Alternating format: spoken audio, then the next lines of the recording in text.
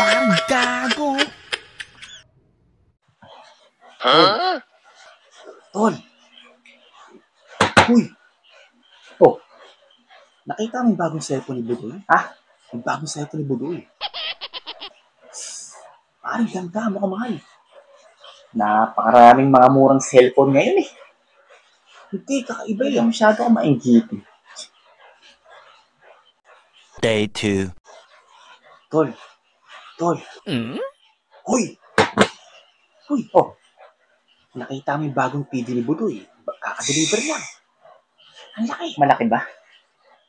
Ano bang sukat? Mga ilang inches? Mga 100 yun. 100 pataas yung laki. 100 inches. Alam mo, marami ng mga nakasale ngayon ng mga TV o kahit anong appliances pa.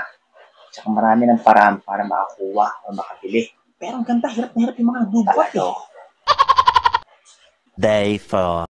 Tol! Nakita mo yung bagong sasakyan ni Budoy. Oh. Bagong sasakyan ni Budoy. Brand new ba? Oo, brand new. Modelo ba? As in modelo? Pare mo kang top of the line.